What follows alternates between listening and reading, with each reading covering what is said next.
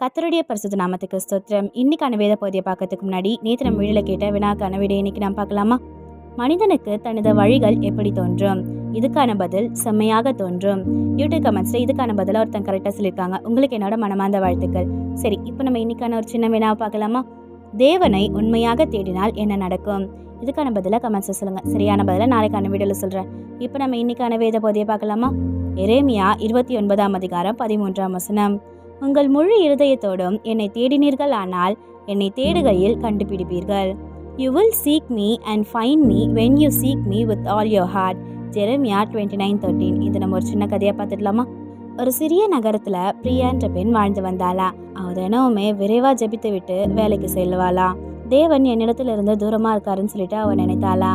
ஆலயத்துக்கு போனாலும் சில வேதாகம வசனங்களை வாசித்தாலும் அவளுடைய இருதயம் பல கவலைகளாலேயும் உலக ஆசைகளாலேயும் நிரம்பி இருந்ததா. ஒரு வருடத்துல பிரியாவின் வாழ்க்கை ரொம்பவே பிரச்சனைகள் வந்ததா. அவளுடைய தந்தை உடல்நலக்குறைவால பாதிக்கப்பட்டாரா. படிப்பும் கடினமாச்சா. உள்ளத்துல தனிமையும் சோகமும் அதிகரித்ததா. ஒரு இரவு அவ ஒரு மரத்தின் கீழே அமர்ந்து ரொம்பவே அழுதாளா. ஏசப்பா, நீங்க எங்க இருக்கீங்க? நான் ஏன் உங்களை என் பக்கத்துல உணர முடியலன்னு சொல்லிட்டு கேட்டாளா. அன்னைக்கு இரவு பிரியா வழக்கம் போல அவசரமா ஜெபிக்கலையா. அவ முழு இருதயத்தோடும் தேவனிடம் மனதை திறந்து பேசினாளா. நீண்ட நேரம் ஜபித்தாளா. வேதாகமத்தை கவனமா வாசித்தாளா. எல்லாவற்றையும் விட தேவனை அறிய விரும்பினாளா.